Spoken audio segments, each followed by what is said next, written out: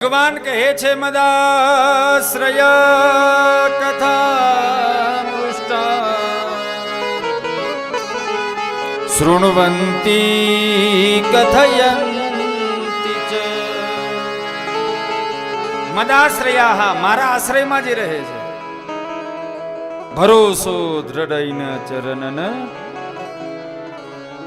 સાધન और नहीं आ कली में सब जुग माही अंधेरो भरोસો દ્રઢ ઇના ચરણ ભગવાન કહે છે જે સદા મારા આશ્રિત રહે છે એને જગતની અંદર બીજા કોઈનો સહારો જ નથી, તે મારો સાધુ છે, એ મારા સહારે રહે છે. કથા મૃષ્ટા જે સદા નિરંતર મારી કથા કહ્યા કરે અને સાંભળ્યા કરે છે, તે મારો તે સાધુનું લક્ષણ છે. તપંતિ વિવિધા તાપ નૈતાન મદગત ચેતસ.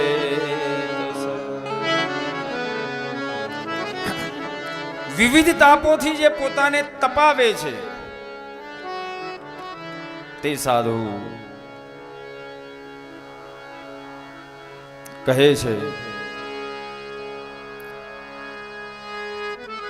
ત એતે સાધવ સાધ્વી સંગ વિવર્જિતાઃ. આટલા લક્ષણો જેની અંદર હોય માં એને સાધુ કહેવાય. અને આ લોકોના સંગથી સંગ દોષ હરાહિતે. આટલા લોકો આવા લોકોનો સંગ કરો ને તો આપણા જીવનમાં ક્યારેય દોષ આવતા જ નથી. આટલા લોકોનો સંગ કરીએ તો જીવનમાં કદાપી દોષ આવતા નથી. માં સાધુનું હંમેશા આપણે સંગ કરવો જોઈએ. કહે છે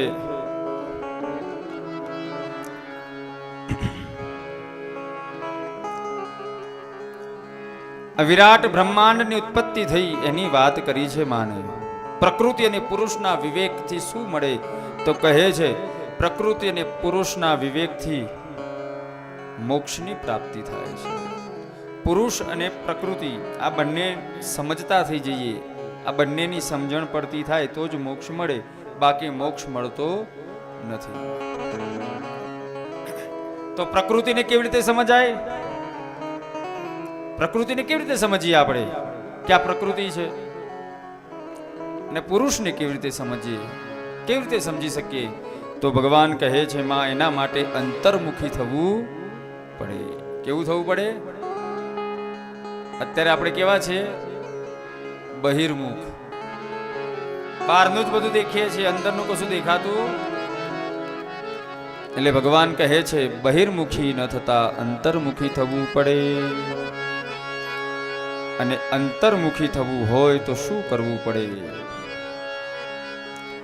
ભગવાન કહે છે માં અષ્ટાંગ યોગ જીવનમાં લાવી અને અષ્ટાંગ યોગના રીતે જીવન જીવવું પડે તો પુરુષ અને પ્રકૃતિની આપણને વિવેક આવે છે અને એના સમજણથી આપણે મોક્ષને પ્રાપ્ત કરી શકીએ છીએ.